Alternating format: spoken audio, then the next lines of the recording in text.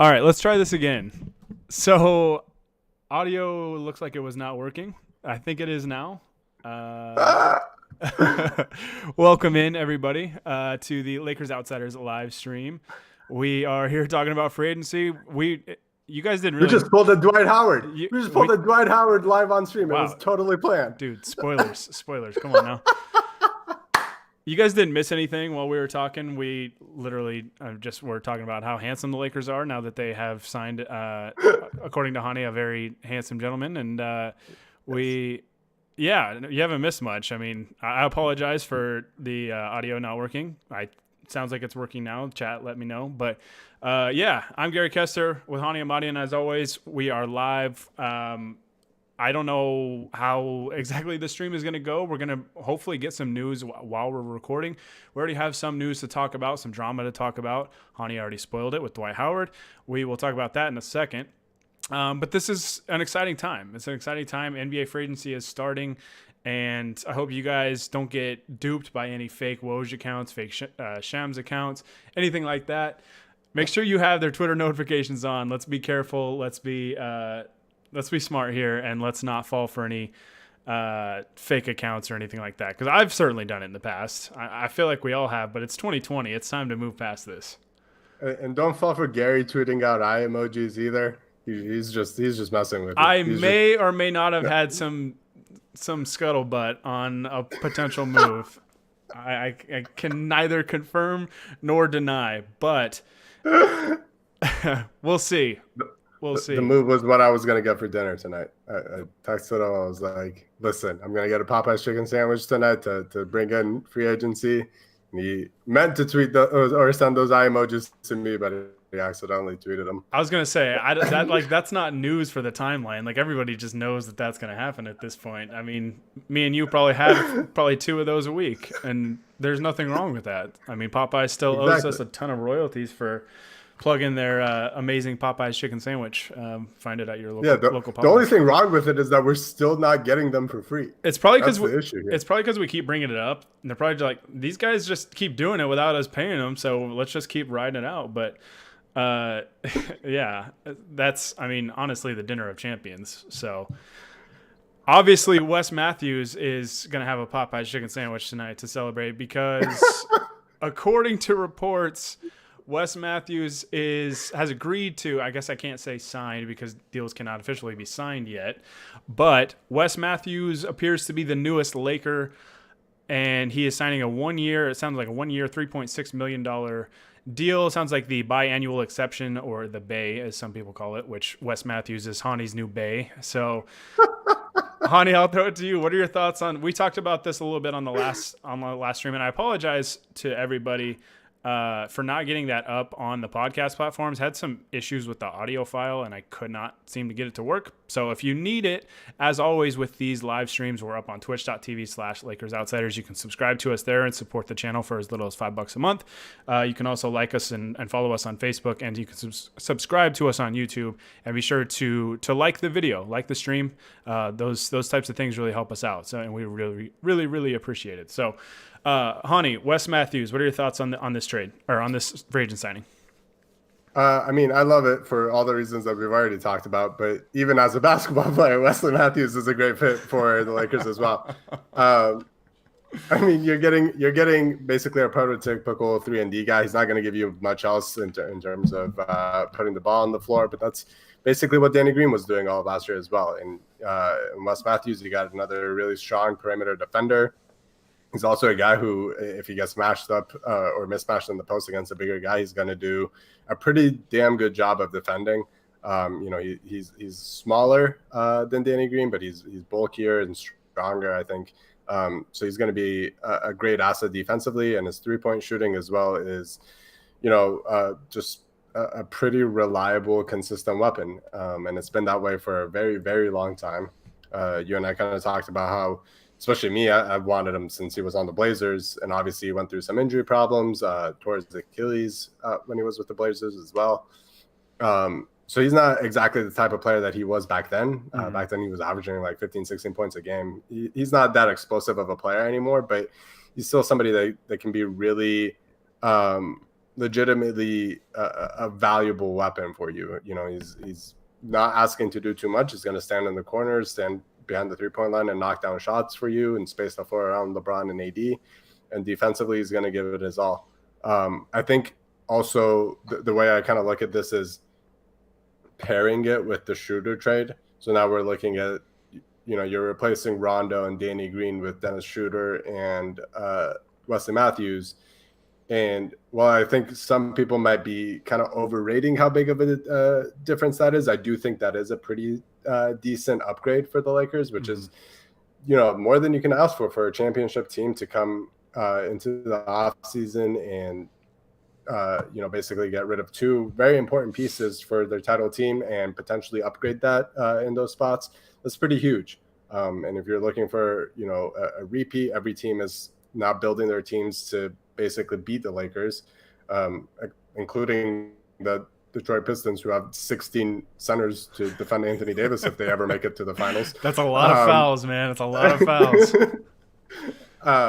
So the Lakers, you know, not standing pat, and not resting by the laurels, and really kind of getting an upgrade in that backcourt position, I think is huge for the start of free agency.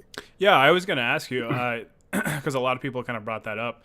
The fact that the Lakers basically went from Rajon Rondo and Danny Green to Dennis Schroeder and Wesley Matthews, just those two alone, I mean, that does feel like I don't know, I would say Wes Matthews, I don't know, it's kind of tough because you're obviously not paying him $15 million a year like you were Danny Green, so that's a significant factor when you kind of evaluate that. We'll have to see how Matthews pans out as a Laker. I think maybe defensively he might be a slight step down, maybe a slight step. They're about equal defensively, I guess. As a shooter, yeah. I still trusted Danny Green, even though he didn't have like the best shooting year for himself. But like you said, Wes Matthews is not the same player that he used to be. I mean, he used to be just an absolutely outstanding player, and he's still a good player, and I think he'll be very good in this role where he's probably starting at that 3 spot and being just a 3-and-D guy. I think he's going to be very good, but I think the Schroeder, especially during the regular season, the Schroeder upgrade over Rondo I think is very significant for this team and gives them something offensively during the regular season that they just weren't getting with Rondo. And, you know, I don't mean to slight Rondo or disrespect Rondo in any capacity, because he was very good at times in the playoffs, and playoff Rondo is a very real thing. And who knows if he comes back. It was really weird. We still haven't really heard, I guess, official word if he opted out or opted in. I'm assuming he opted out because the deadline is coming past as far as we know, or coming on as far as we know. Yeah. And he is not, I mean, he doesn't have a new deal or anything. Like, I don't know. We've heard that the Hawks are interested. The Clippers might be interested. So I would assume he has entered unrestricted free agency. And it sounds like the Lakers were kind of operating under the assumption that he was going to be gone anyways. I do think Schroeder and Matthews as a duo is better than Green and Rondo during the regular season. During the playoffs, I mean, I guess we'd have to see. I think worst case scenario, it's not much of a drop off, because I think Schroeder I was very impressed with. I think me and you kind of feel the same way about him. There's times his play is pretty erratic, his decision making and stuff like that. But there's times he's very good. And I thought in that 7-game series against the Rockets, he was very good in that series for the most part, and was one of OKC's best players in that series, probably behind Chris Paul. So. And flashes of Lou Dort in Game 7, which was kind of out of nowhere. But Schroeder was very good in that series and gave me a lot of optimism that he can be a good playoff performer, especially with this team in the right role and everything, being that guy that is, you know, brings that scoring punch probably off the bench, assuming the Lakers are able to bring back Kentavious Caldwell-Pope. We don't really know about that just yet. We do have our phones on us. We've got tweet notifications on. I'm checking it all the time to see if we got any news. But so far, all we know is Wes Matthews has agreed to a deal with the Lakers, and that's big. That's big because they had to replace Danny Green at that wing spot. I still think that they need another wing or two to get some depth there. But it's a good start. It's a very good start. So Wes Matthews, and leave you guys questions in the chat. I will get to those. We really just have one more major talking point, I guess, to talk about from as far as news goes. But Wes Matthews, it sounds like, is a done deal. He tweeted a picture of I don't know if it was like some shorts or like a jersey or something that said Lakers on it. So yeah, Wes Matthews appears to be a done deal, which is great. One guy we thought was a done deal and is not apparently a done deal is Dwight Howard. He tweeted out something saying that, you know, that he was coming back to the Lakers. Purple and gold doesn't get old or something like that. And then quickly deleted it. And then Shams Charania tweeted out that Dwight Howard had agreed on a deal to return to the Lakers. And then he deleted his tweet and said that Dwight is basically surveying all of his options. I don't know what's going on with that. I don't know if Dwight had like a tweet planned out and accidentally hit send on it, just in case he was going back to the Lakers, or if there's a lot of like put your tinfoil hat on. There's a lot of talk that last second $20 million offer came in. He's like, wait, hold on. I mean, I'm not sure about this anymore. He saw the deal that Mason Plumlee got and was like, hold on now. Wait. He's talking to his agent. Hey, let's call up Detroit really quick. He's like, I mean, Detroit might have looked at him and said, hey, that's 6 more fouls for when we play against Anthony Davis. So we don't know what's going on with that. There really hasn't been anything. That was kind of all that happened was he tweeted out that he was coming back, and then Shams Charania tweeted out that there's a deal in place, and then all of a sudden there wasn't. So, but there is, back to the whole tinfoil hat thing, there's talk that the Lakers might be talking about a sign and trade, and they might need to hold off on this deal. There's a lot of ifs, ands, and buts about this potential Dwight Howard saga going on. All I got to say is if we have to kind of relive the 2013 offseason again, I'm going to be very unhappy. Luckily, the stakes are a little bit lower this time around. Just a little bit. And there's no billboards that I know of around Los Angeles. So, but not yet. That's what's that lawyer dude that's always putting up billboards? We'll call him up right now.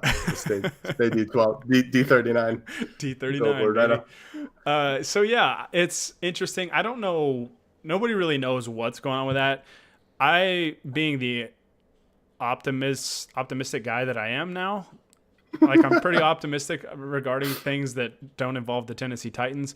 But I feel like he would tweet that out for a reason, and he got the text like, "Oh no, we can't announce this yet. Like we're working on something else," because there's talk about the deal that Wes Matthews got kind of hard caps the Lakers, and it could signal some other potential trades. What's your kind of take on this whole Dwight Howard saga that we're seeing right now?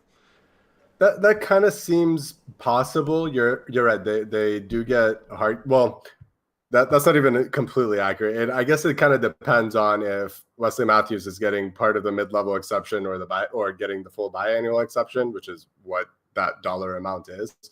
I don't want to get into like the nerd math talk, so who cares about that? But there is a possible chance, yes, that the Lakers would be hard capped. And in that case, then they have to kind of maybe move some pieces. They might need to, if they want to keep Dwight, they might need to trade JaVale McGee after he just opted into his deal. So there might be some stuff that has to work out. The weird thing is that usually, even if that's the case and an agreement is put into place, like the report still gets out. You know, maybe Dwight deletes his tweet, but Shams doesn't delete his saying, well, no, actually Dwight's looking for other options, because he'll just say, well, I mean, they've agreed to a deal. The timing of when they sign it doesn't really matter to his reporting. So I think there is a possibility that there was a last minute team that came in and had a significant offer for him. And it might not necessarily be a huge dollar amount, but maybe a bigger role, maybe a starting position. You know, maybe Atlanta has the $90 million in cap space. That's an exaggeration, but the huge amount of cap space, and they want to bring him back again to his hometown. You never know. I think it's really difficult to say what happened, because that is one of the more confusing stories that I've seen. And we've already had a story of a sign and trade this off season not happening. So anything is possible. Anything is possible. Who knows what's going to happen? This is why I love free agency, man. It is so it is so entertaining. Like there's no off season like the NBA off season. I mean, I can't speak to like soccer because I don't follow soccer. You do, so I mean, you could speak better on that. But as far as like the sports I follow, like baseball, football, that kind of stuff, they're entertaining in their own ways, but they are not the NBA off season. I mean, we had a guy, tweet out that he's coming back, and then all of a sudden, oh, never mind, let me delete this real quick. and I don't know. Soccer is great because 90% of the rumors that you read are just absolutely fake. Like even if they're like journalists, they're still fake. They're just not real. So it's basically like a bunch of scoop bees. Yeah. Okay. Cool. Just wanted to make sure. Yeah. So. You want to bring back our feud against Steve Kyler while we're at it? Oh, brother. Let's all right. Let's get back on track here.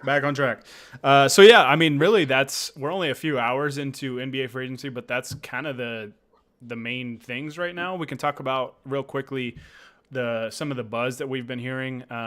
Some moves that have been official. Avery Bradley did opt out, but is still a possible re-signing for the Lakers. There's been reports that he is going to give them first dibs and wants a 2-year deal. He had, I think, 1 year left on his contract. He opted out. JaVale McGee opted in, but he's been involved in trade rumors, which probably breaks Hani's heart to hear that. Kyle Kuzma, there's been some extension talks. Rob Pelinka basically said we'll discuss that at the right time. It sounds like Kuzma might be in some trade rumors as well. Basically, if you're currently on the roster and you're not LeBron and Anthony Davis or maybe Alex Caruso, you better watch Matthews. Watch out. So, Danny Green is officially been traded twice already this offseason and is with Philly. So he landed on a contender, kind of like what we said on the last podcast. Quinn Cook was released, and that sucks, but it wasn't totally unexpected.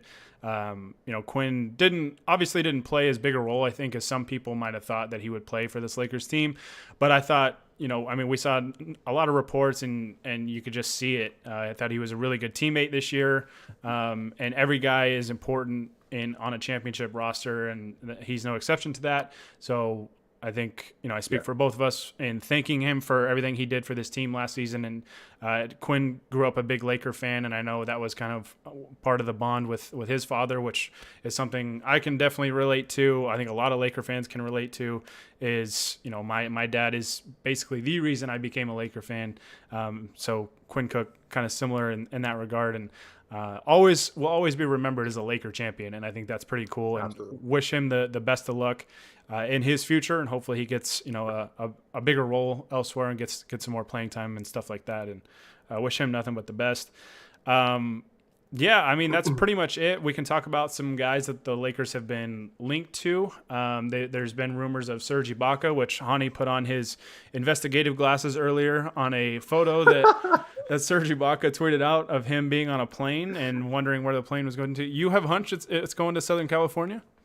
Yeah, I mean, you could tell if you look just through the window and the rays of sunlight hitting the horizon in the distance, and you calculate the angle and the trajectory of the airplane, I think it seemed pretty obvious it was landing at not at LAX but at Burbank, because he's smart. He doesn't want to get stuck in that LAX traffic after he lands. I'm surprised somebody didn't just Photoshop the Staples Center out one of the windows, but hey. We'll see. There's been reports that a number of contending teams are after Serge Ibaka, which for good reason. He's a good player. Was a pretty big factor in the Raptors being good the last few years and winning a title. He's definitely going to have interest in he's a mid-level exception type of candidate potentially for the Lakers. Also hugely handsome.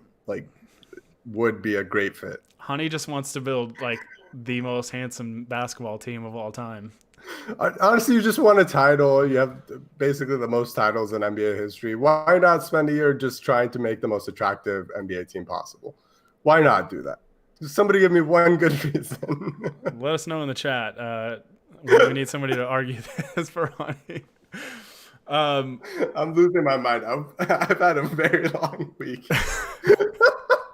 Happy Friday, man. Happy Friday. But yeah, Serge Ibaka is one. There's been kind of some mild rumors about Danilo Gallinari. There's been talk about him going to the Atlanta Hawks. Nothing has been reported yet. So we'll have to see. There's been some buzz around Bogdanovic from the Sacramento Kings as a potential sign and trade candidate. There's a number of names out there. We kind of have to just wait and see.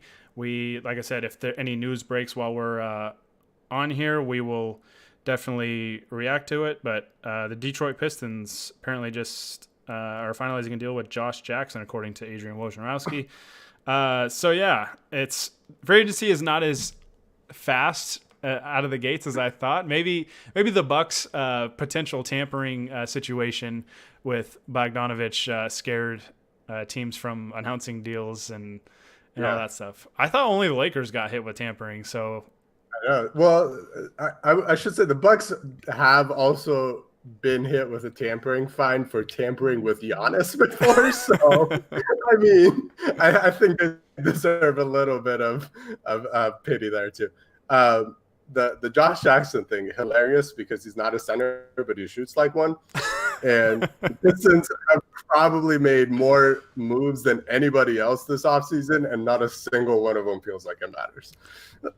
Yeah, pretty much. I mean, but they acquired a ton of draft picks and stuff like that. So I don't know. They're doing some interesting things this offseason. Yeah, but this is not the Pistons outsiders. It's the Lakers outsiders. Back on track. But no, it is funny because the Pistons are kind of an example of teams that are going a little bit bigger with their roster personnel so far that we've seen. The draft had a lot of big guys get drafted, and that could just be a product of the draft class, but we kind of anticipated this a little bit. There was a lot of talk amongst Lakers Twitter that the Lakers, their small ball lineup wasn't a small lineup. It was a big physical lineup that was just very mobile, very versatile, and could switch a lot of things, play multiple positions on either end of the floor. And so they were just so physically superior to the teams that they went up against pretty much every night that it kind of probably made some teams rethink their strategy a little bit and get away from going super small, like playing a guy like Draymond Green at the 5. Like against the team with Anthony Davis, that's probably not going to work. The Lakers are going to just be too big. And, I mean, the Lakers have some of their own free agents that they need to probably bring back to continue playing that way. Dwight Howard's obviously one of them. Anthony Davis, I mean, we're assuming he's going to be back. It's just a matter of the years and kind of the finer details of the contract. Markieff Morris is another guy that they probably need to bring back. I mean, not a deal breaker if not, but is a guy that I think would be pretty important to get back because he was really good in his role last year. But it is really interesting to see kind of teams. The Lakers kind of zigged last year when everybody zagged, and now teams are kind of shifting a little bit towards, hey, we got to get a little bit bigger if we're gonna compete with a team with LeBron James and Anthony Davis on it. It's also a really interesting thing because it happened over the course of like 3 weeks. Everybody thought the best way to guard Anthony Davis was getting kind of like the stocky, shorter dudes on him who could move him off the post and be physical with them and not get called for fouls because they're smaller. PJ Tucker was basically the best Anthony Davis stopper in the regular season. And then once the playoffs started, AD just took his game to a completely different level and just dominated every smaller person that other teams put on him and dominated every big. I do think, though, that this is still a positive for the Lakers in a weird way. Yes, everybody's kind of shifting to kind of take away their strength, which was their size. But Anthony Davis is not your regular center. And if you're just getting slow-footed big guys to try to guard him, he's going to go out on the perimeter and still burn you that way. Mm-hmm. And it's going to help LeBron James in pick-and-roll situations. Plus, it just means that teams are, instead of kind of building the best team that they can, they're building to do one specific significant thing, which I think really limits their ceilings. Like the Heat probably give the Lakers more trouble than anybody else in the playoffs, and they didn't really have a big center. After Bam's already an undersized center, then he got hurt. Myers Leonard and Kelly Olynyk played, and they're very untraditional type of centers. And those guys gave the Lakers some trouble actually at times. So it's kind of a really interesting thing that like the shift in the league that I don't think is really necessary to play against Lakers. So I'm all for it. Yeah, we saw it in that Heat series, like you said. Obviously, Bam Adebayo, really good player, really good young player, was an All-Star last year. And then when he wasn't in the games, whether he was hurt or was just on the bench, they went to Kelly Olynyk, they went to Myers Leonard a little bit, and those guys don't go inside the three-point line very often. So throwing some different looks at a team like the Lakers is going to be your best bet. You're going to have to attack them in different ways, because when you have a team like a team with Anthony Davis and LeBron James on it, there's not going to be one single blueprint to beat them. Like, you're going to have to be able to adapt over the course of a series to be able to beat them. And yeah, it's interesting to see these teams kind of adjust and go a little bit bigger. We saw the Warriors. I mean, the Warriors in the draft took James Wiseman. They could have gone with LaMelo Ball, I guess, but they needed a big guy too. So, but we've also seen the Warriors traditionally play very small. Of course, it's a little different when you have Kevin Durant. That gives you a little leeway to do a lot of different things. They don't have him anymore, but yeah, it's really fascinating for me to see how teams are, and we kind of anticipated it, right? Like, the league screwed up by allowing Anthony Davis and LeBron James to be on the same basketball team, and now they're trying to play catch up, and it's pretty funny to watch, but it's also very fascinating as well. So, all right, hold on, got to check my phone, make sure there's no tweets or anything. Something about Dwayne Casey. So yeah, no free agent news as of yet. Hopefully we get like a bomb while we're recording. That would be awesome. But I guess we can dive into the chat. If you guys have any questions or anything like that, drop them in now. I'm going to go back to the beginning and go up, see kind of what we got. Let's see. We have Orange Kobe said, this is from Bobby Marks earlier, $3 million non-bird rights contract for Dwight Howard in Los Angeles. Contract comes with a 1-year bird restriction. If this is true, how will it affect the cap, salary, or mid-level exception of the Lakers? From my understanding is Dwight, I don't think Dwight's contract would affect them very much. I've heard that Wes Matthews, if he has the biannual exception, it essentially hard caps the Lakers, which I think means that they would have roughly $27.8 million basically to fill out the rest of the roster, which shouldn't be too much of an issue with like the mid-level exception. KCP, if they do want to re-sign him, that might factor in there somewhere. I've also seen that the Lakers making that first move be something that hard caps them could potentially suggest a sign and trade, which kind of circles back to Bogdanovic as a potential sign and trade guy. Sounds like the Lakers and Hawks are kind of in on him right now, but nothing yet has materialized. So as far as I know, the Dwight signing doesn't really impact anything. If anything, it was the Wes Matthews signing that might suggest a couple different things. Yeah, you're right about the Dwight thing. The only thing Dwight's salary would really affect is if they have triggered that hard cap, whether it makes them hit it. Other than that, yeah, they're not really using an exception to sign them. They're not using the mid-level, and they're not using biannual. So that shouldn't really be an issue. Other than, yeah, if Wesley Matthews is being signed to the biannual, now they got to be really careful with the math of how they fill out the rest of the roster so that they don't hit that mark, which, I mean, I don't know exactly what it is. It's slightly over the luxury tax number. So I'm not entirely sure how much money they would have left to spend, but yeah, that's really the only issue. Yeah. And Rob Pelinka has shown over the last year or two that shouldn't be anything to worry about. Like, he's done a fantastic job ever since Magic Johnson stepped down and basically gave full power to Pelinka, and has done a really, really good job. And for years kind of,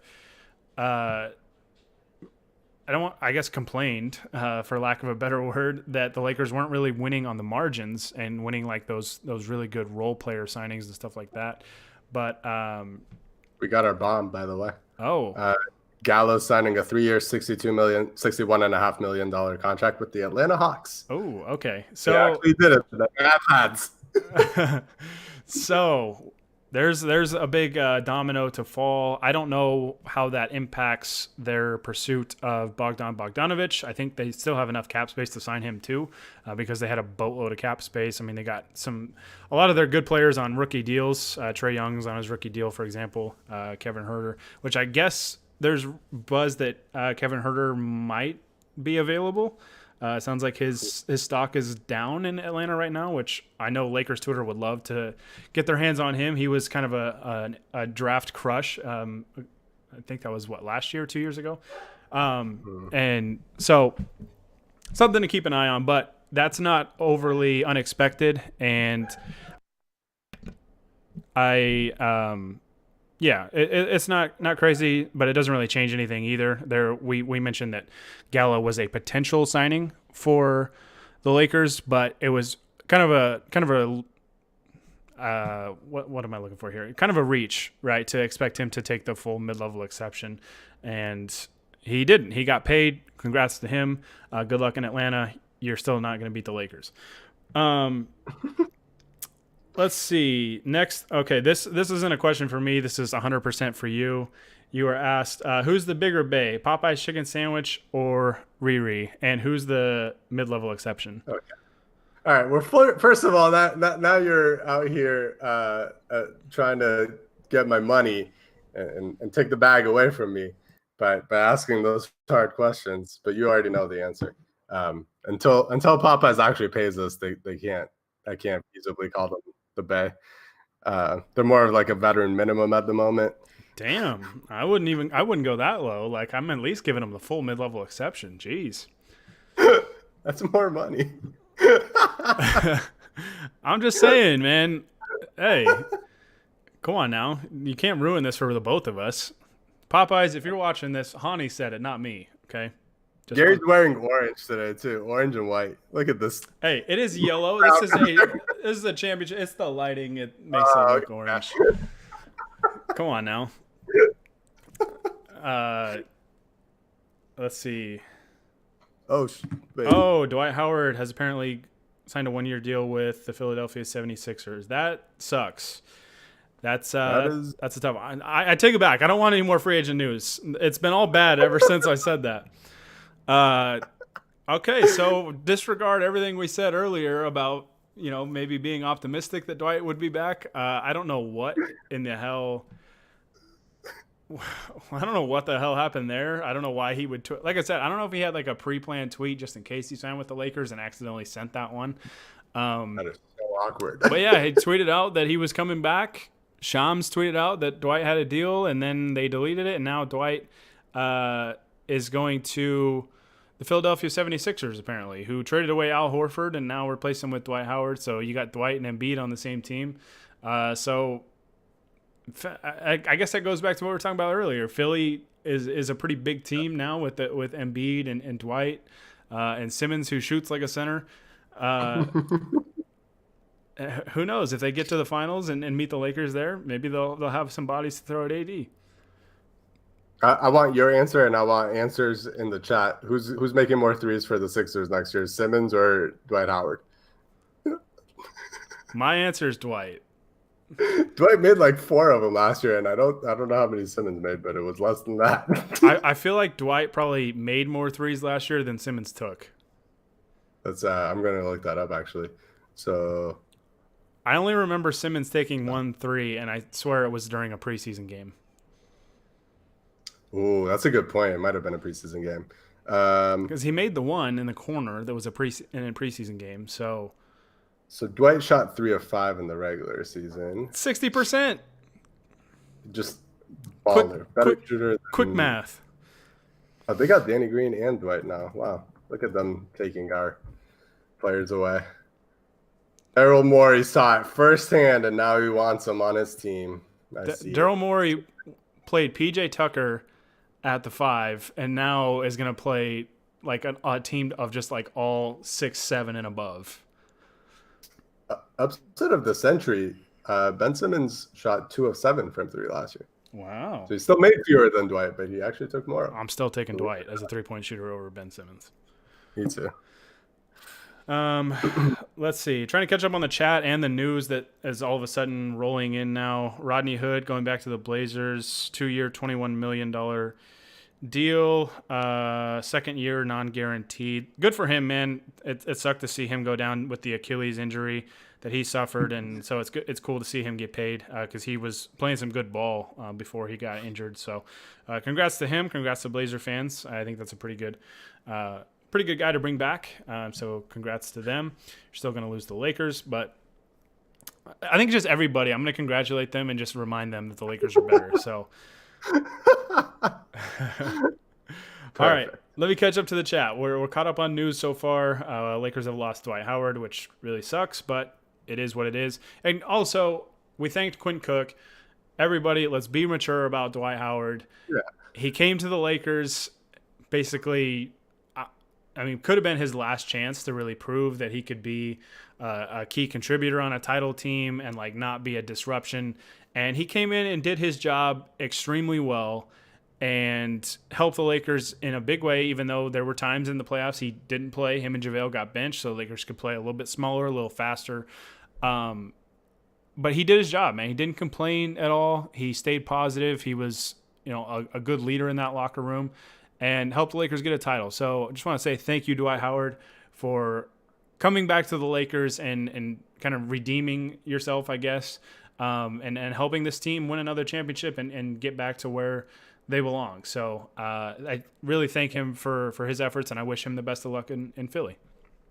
Yeah, I mean, as far as cool sports stories goes, it's hard to find a couple better than Quinn Cook and Dwight Howard this year. Mm-hmm. And especially Dwight, for somebody who obviously left on not great terms, left the Lakers a few years ago, and coming back and having that redemption arc and really proving himself to the fans again, and just having a really, really great year when nobody expected it, and being such a huge contributor. It's pretty awesome stuff. And as awkward of a situation as this is, I think we can all just be appreciative of what he gave us the last year and hope that the Lakers can replace that production. Yeah, 100%. 100%. We did have somebody say, basically said of Wes Matthews, 90% of Danny Green for 1/4 of the price. Fair or unfair? Ask that again. I got confused. And it said Wes Matthews is 90% of Danny Green for 1/4 of the price. Yeah, that seems pretty fair. I would agree with that. Yeah, and I think that's a pretty good deal. It's a pretty good deal. So we had somebody say, now that I've seen Hani's face and energy / laughing, I'll always picture him laughing at his own jokes that he tweets. I can confirm that he does laugh at his own jokes, especially the ones that he tweets. Listen, I live on the motto that if you don't respect yourself and love yourself, then how can you expect other people to respect and love you? If I don't laugh at my own jokes, nobody else is going to. At least somebody's laughing at them. So I can't always laugh at them because like 80% of my tweets are at work when I should be working. And same. Especially today. I mean, I probably could have finished my work a lot earlier, but I was too busy looking at free agency rumors. So, it is what it is. So Bevers said, I'm here for the beautiful faces. Hi, Bevers. Thank you for joining us. And thank you for not calling me Carson Wentz so far that I've seen in the chat. So we're making progress. Let's see. We kind of answered the question on what does this mean for cap setting power if in case this is true. Is Hani happy now with the Schroeder trade since we got handsome Wes? Absolutely. I'm happy with everything now that we have handsome Wes. Okay. Life is great. See, I guess just attractive people just solve everything, according to Hani Ahmadian. You heard it here first. According to society. Twitter says Jay Crowder not going back to the Miami Heat. If the Lakers can afford him, what would you think about Jay Crowder to the Lakers? I think he would make a lot more sense if he didn't spend 6 games actively trying to injure LeBron. I'm not the biggest Jay Crowder guy. I get the fit though. Like as a 3-and-D guy, he's pretty decent. But I don't know what it is about him other than some of the antics. But like even just his game for some reason isn't just rubs me the wrong way. I don't know. Like, he's probably just as fine as any other 3-and-D wing that you can get, but I'm not a big fan of him.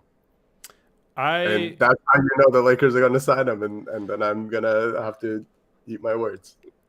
I like Jay Crowder. I do like his game. I think his game would fit in pretty well with this Lakers team because he's kind of a bigger physical wing that is a capable shooter and plays solid defense, and would give the Lakers some wing depth. So I'd be all for it. I mean, there is the issue that he kind of deliberately tried to hurt the Lakers' best player in the NBA Finals. He also has, I'm assuming J.R. Smith won't be back, but if by some odd circumstance that he has history with J.R. Smith as well. So you'd have to address those things, but I don't think that they would really be an issue. But my fear with Jay Crowder is as soon as the Lakers sign him, his 3-point shooting will plummet to like 25%, and it'll just be a nightmare. So that's just my concern. He was shooting lights out at times in the playoffs last year, and it just never seemed like it should have been sustainable at all. Because they got him as a throwaway piece in the trade to get Iguodala, and he was, I think, much better than Iguodala in the playoffs for them, which is insane, but also really kind of funny. Yeah, so I'd be for it, but I'd also be very worried that his 3-point shooting would drop. Because in the Eastern Conference Finals against Boston, he did not shoot the ball well from the 3-point line. And then, of course, he shot much better against the Lakers because that's just a thing that happens. So he's a career 34% shooter who shot 44.5% on the Heat last year. Yeah. So I wouldn't count on that if he signs with the Lakers, because the Lakers seem to be cursed whenever they sign like a really good shooter, that the shooter automatically loses like 4 percentage points on their 3-point shooting when they put on the purple and gold. I don't know what it is, but apparently, unless you're Anthony Davis in the postseason, where you just make just about everything that you shoot. So shout out to Anthony Davis. But catching up on the chat, we got asked if Phil Handy and Jason Kidd were coming back. As far as I know, I think Phil Handy has said a couple times now that he's not leaving. He was trying to be poached, or he was not trying to be poached. Steve Nash was trying to poach him for Brooklyn's coaching staff, but it sounds like Phil Handy is ready to run it back, which is huge for the Lakers because he's a very, very good player development coach. Sounds like Jason Kidd will be back as well. I don't think he got any offers elsewhere. I think he interviewed at some places, but I think he will be back with the Lakers. As far as I know, the Lakers coaching staff stays fully intact, right? Yeah, which is actually somewhat surprising, considering title teams usually get their coaches kind of poached away, but it also makes a little bit of sense. A lot of the guys on the staff are kind of older retread coaches that are now assistants for the Lakers, like Lionel Hollins, Jason Kidd, and obviously Phil Handy. Yeah. All right. My phone has been going off. Okay. It's just more about Gallo's deal. So nothing new there. Donnie, I got to ban you from the stream for saying that the Lakers just signed Andrew Bynum. Or I guess it could have been Will Bynum, but either way, I got to get you out of here. It's how cool would it be if they did sign Andrew Bynum, though? Now that Dwight's gone, full circle. Andrew Bynum's still probably only like to Philly when we got. Right. Andrew Bynum's still probably like in his late 20s at this point. Like every time I hear that guy's age, I'm like, really? He's still only that old? So, in a bowling alley somewhere. Two-time NBA champion Andrew Bynum. Shout out to that guy. Let's see. We had somebody say Rondo to the Hawks confirmed. I haven't seen anything on that, but I think that was a reaction to the Gallo thing. I don't think that actually happened. Okay. You guys gotta not scare us. You gotta put per sources if it's official news. All right, chat per sources or report, and then come on, get your aggregator goggles on and let's be responsible here, because I can't look at like 4 different screens at once. I've got Honey's beautiful face on my left. I got the chat on the right. I got my phone in front of me. Like I can only do so much. So he's got a wallpaper of Wesley Matthews up on his computer already. Shh. I'm the Wolverine meme. I have a picture of Dwight Howard and I'm just looking at it. Let's see. I'm trying to catch up. I don't even know where the hell I was. There was a lot of Gallo to the Hawks talk. Okay, I'm glad we answered your question about the non-bird rights thing. Not an issue now since Dwight apparently is going to the Sixers. That's such a weird situation. Like he tweets out that he's coming back to the Lakers, and then like less than an hour later he signs somewhere else. So Yeah, and it seems like based on some of the comments in the chat right now that he's signed a veteran minimum deal, so he didn't even get paid more than the Lakers could have paid him. Interesting. So maybe he just got promised more playing time and stuff like that. So who knows? I mean, like he potentially could have started with the Lakers. He's not going to start there. It's a really kind of a weird. Might be the Lakers actually pulled the offer. Yeah, I don't know why. Maybe it could be. Who knows? But whenever your team, when you're an NBA team and you win a title, you're gonna have guys that leave. You know, you're gonna have guys, especially when they get their first ring, that say, "All right, I got my ring. I want to go play more elsewhere, or I want to go get paid, or something like that." Once they kind of get over that hump and experience that mountaintop, you start to kind of prioritize things a little bit differently when you have one of those championships under your belt. So, Malik Beasley just got a bag. I had a lot of adjectives in mind. Most of them were curse words. Yeah. I don't. 4-year, $60 million deal. I did see that. Shout out to Bevers. Bevers did it the right way. If you guys want to report something in the chat, look at what Bevers just did. That's how you do it. That's very. You meant say per sources, and then we would think that Bevers is the one actually breaking that news in a Twitch stream. I mean, we can just go with that. Malik Beasley to Minnesota, right? For 4-year, $60 million per Bevers. And I also look like Carson Wentz, and I'm playing terrible this year for the Eagles per Bevers. So Bevers is just breaking news all over the place. But multi-sport reporter. Let's see. Some people have asked about Ibaka with the mid-level exception. That is a possibility. We don't know. I mean, Ibaka's probably not going to be one that signs tonight because there are a number of teams after him. So unless he's meeting them all like via Zoom at the same time, like, all right, Lakers, you're up, give me your pitch, and then like just goes down the line or something like that. I don't know. Those players that get a lot of interest are probably going to take a couple of days, or in Kawhi Leonard's case, a couple of months. And I think it was like 9 days or something like that. But Kawhi Leonard, at least we don't have a situation like that this year, because that was absolutely brutal waiting for that guy to make a decision last year. And then the one night that I go to bed early thinking, he still hasn't decided. He's not going to decide. I wake up at like 2 a.m. to the Kawhi Leonard and Paul George news. I was just like... That was the worst experience. I was in Vegas with a couple friends for Summer League, and I was literally driving when that news broke, and our moods just dropped. Yeah. Kawhi Leonard took a plummet on my favorite players list when that happened. So let's see. Tristan Thompson needs to replace Dwight Howard. That is a possibility. He is a Clutch client. The Lakers obviously have a pretty strong relationship with Clutch and all of their clients. So it is a possibility. He has been a name. I didn't mention him earlier, but he has been a name kind of rumored to possibly be a replacement at that center spot. So we'll have to see. I guess with Dwight not coming back, I mean, I wonder if that impacts JaVale McGee's role or potential trade now that he's opted in and Dwight's not there as kind of insurance.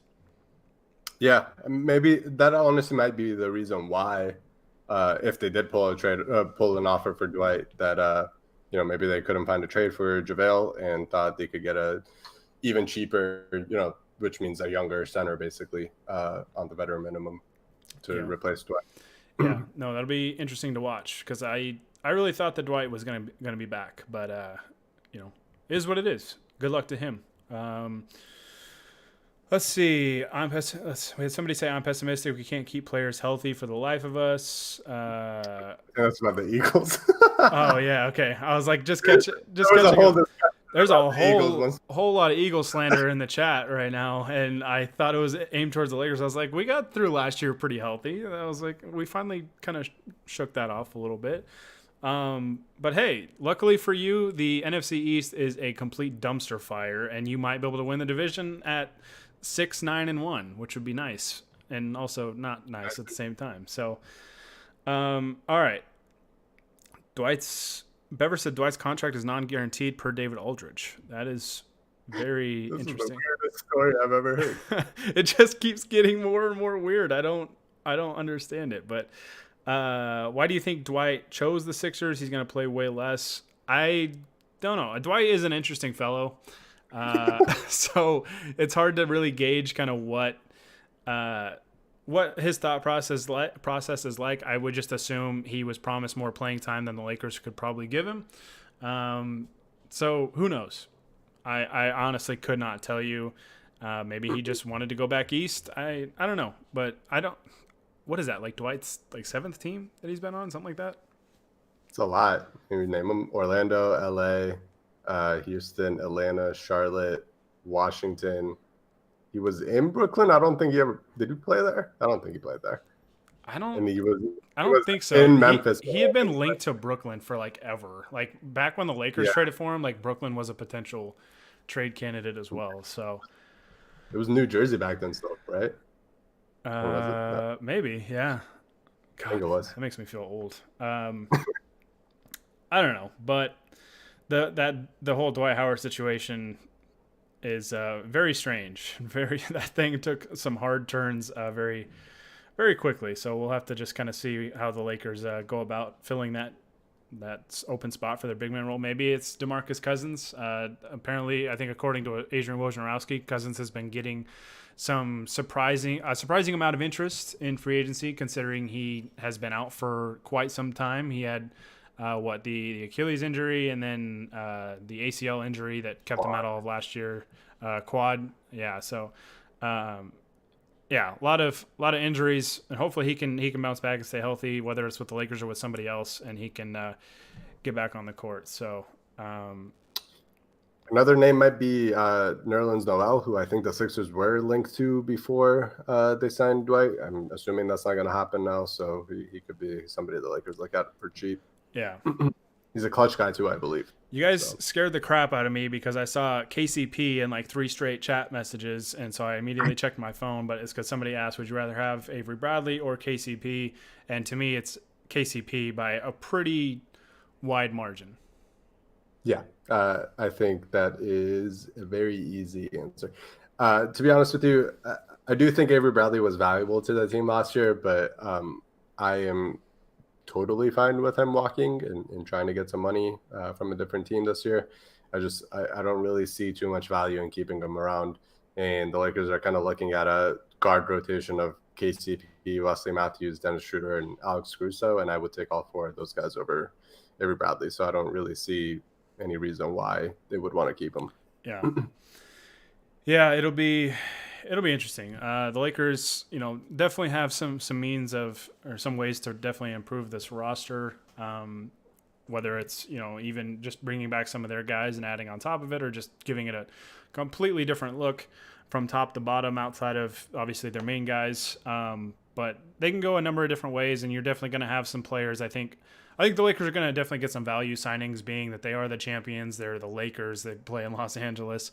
All that stuff. You're going to get some veteran guys hungry for a title that are going to play here for cheap. I think Wes Matthews is one of those guys. I know he probably played for cheaper last year, but I think he's a guy that some teams would probably covet a little more financially than the deal that he got this offseason. And it's pretty obvious, I think, that he wants to win a title, because I don't believe that he has one. But he's a quality addition to this team, and I'm excited to see him out there. So, yep. Let's see. We're getting asked about a Bogdanovic trade, so we can talk about that. So we should just point this out. It wasn't reported by Woj or Shams or Stein or anybody like this, but a pretty reliable Euro reporter did say that Bogdanovic is planning on signing an offer sheet with the Hawks. I don't think any numbers have been put out there, so I don't know what that is, but it seems like if that is true, that he's going to sign a offer sheet with the Hawks, and then the Kings will have the right to match because he is restricted. Yes. So with Bogdanovic, it's going to come down to, if he could. I've seen it suggested that he could kind of play the long game and sign, a 1-year deal, 2-year deal with the Lakers, really kind of build his name up in that kind of spotlight and be a key contributor on a championship contending team and try and get a contract in a year or two, especially when the league has probably recovered a little bit more financially, assuming this pandemic ever ends. And, they're able to get fans back into stadiums and stuff like that. And they'll be able to, I got distracted by the chat. Somebody's trying to troll me. It's not going to work, but,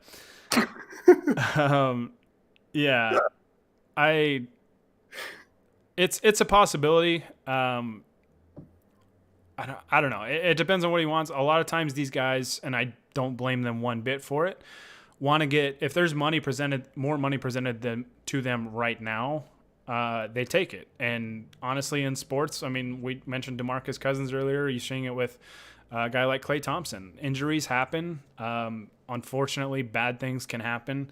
And sometimes you got to just secure your future financially and take a deal, even if it means you're not going to a title contender, even if it means you're going to a young and up-and-coming team like the Atlanta Hawks over a team like the Lakers that just won the title and have a good shot to repeat. So I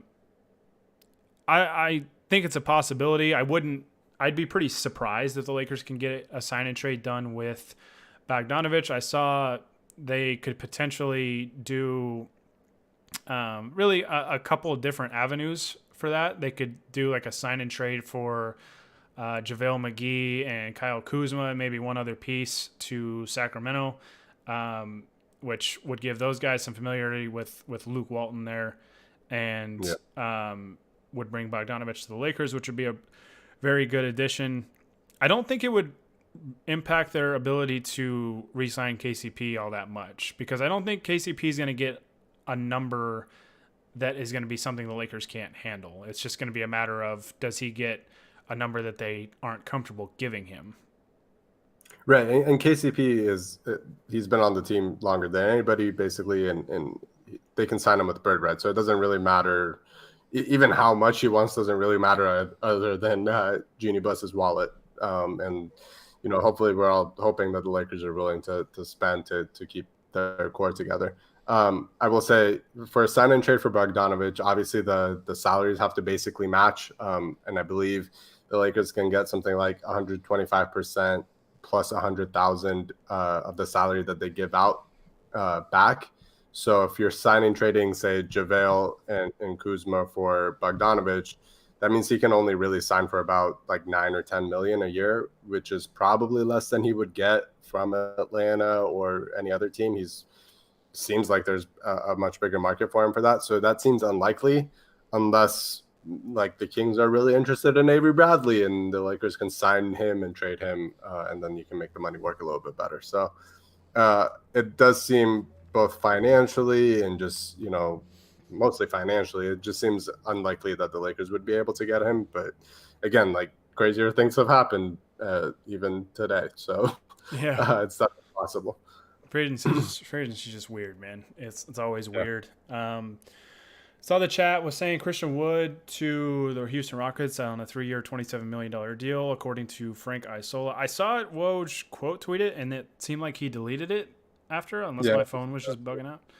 So I don't know what's going on with these tweet and deletes today, but I don't know. But we'll have to see. So far, the news has slowed down.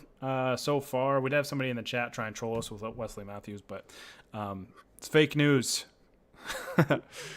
God, that term can officially die in 2 months, but oh man. But yeah, I think that's really all we got for right now. We're just kind of sitting on pins and needles, waiting for some news. I think Ramona Shelburne did say with Bogdanovic that it could take a couple of days to materialize. He basically, the reports that we've seen on him were that he was going to meet with a couple teams, which would suggest that it might take some time, and that the report was it might take a couple days. We did get that one report that you mentioned, Honey, that said he was expected to sign an offer sheet with the Hawks, but so far we haven't seen that yet, so maybe that's an encouraging sign for the Lakers. But I feel like the Lakers have something up their sleeves. I don't think the Wes Matthews thing would just be a move by itself. I feel like that's one of the dominoes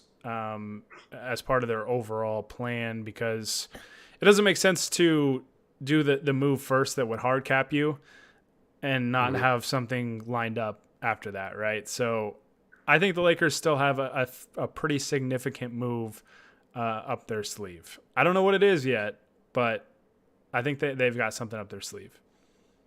Absolutely. And part of this is just even rebuilding a team where you have trade chips as well, because right now basically their only salary ballast other than LeBron and AD is JaVale's like $5 million.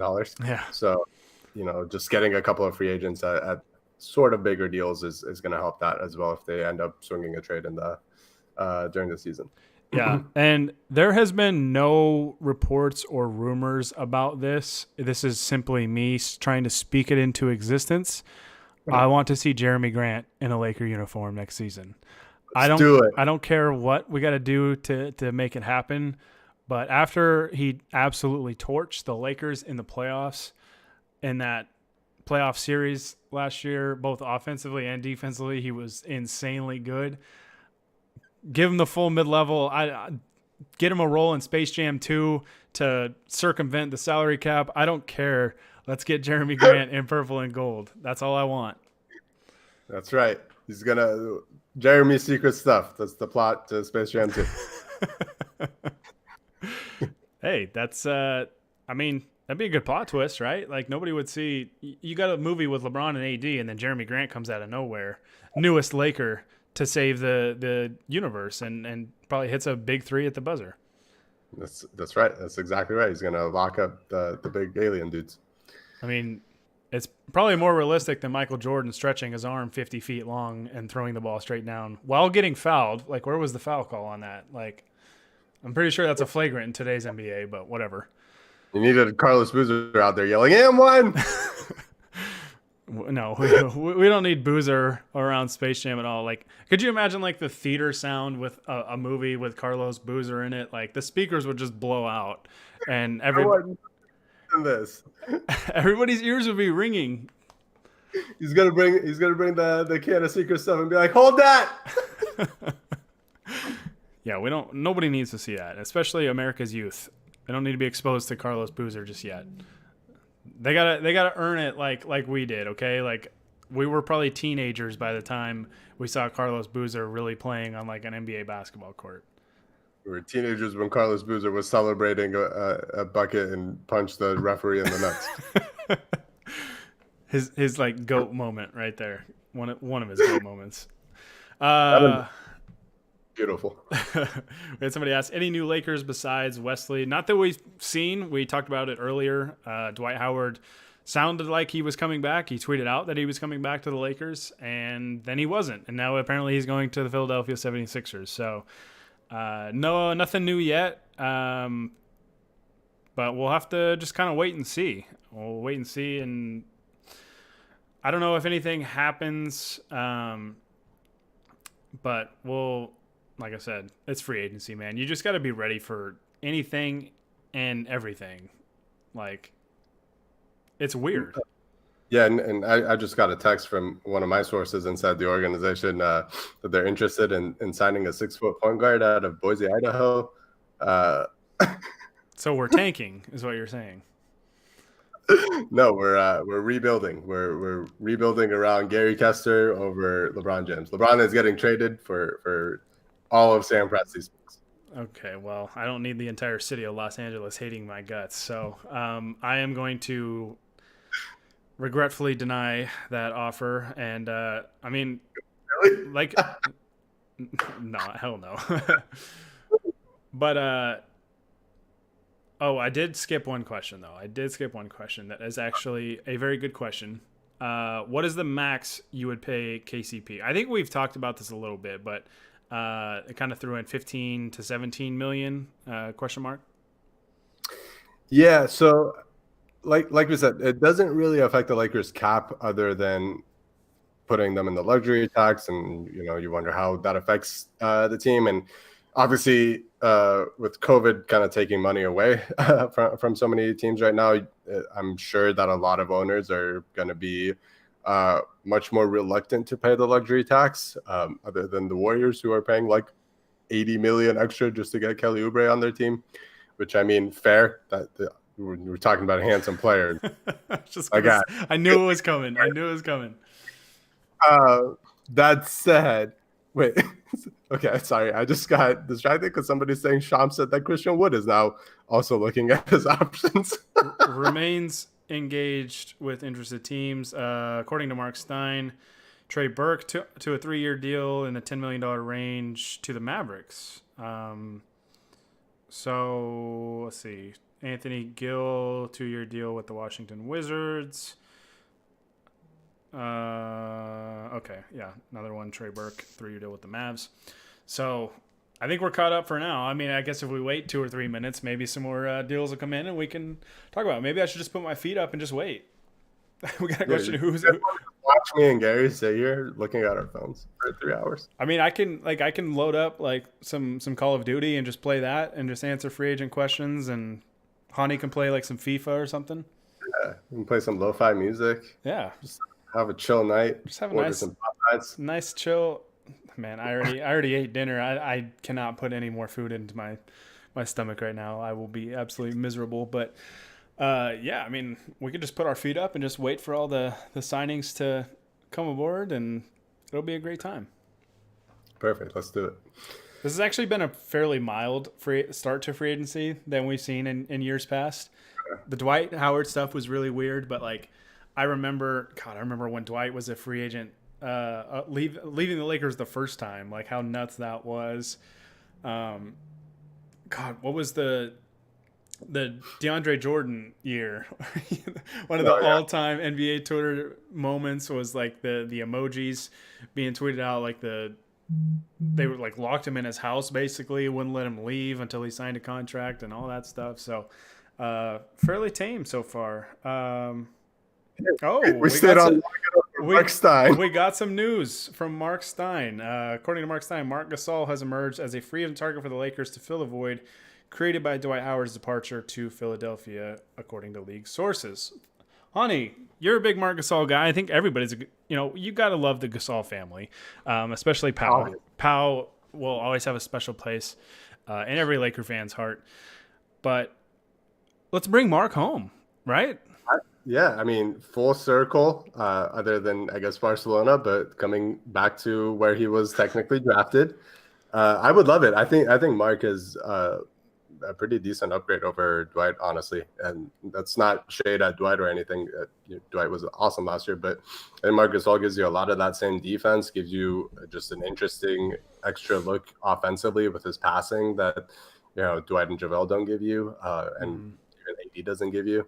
That would be, I mean, obviously money is a factor here, and I'm not crazy about giving a lot of money to a center because I think the Lakers still have some holes to plug and on the wings, and I'd rather spend that money there. But in terms of just like talent and a nice fit and getting somebody who obviously is a pretty respected veteran and can really do everything on the floor, Marc Gasol would be pretty awesome.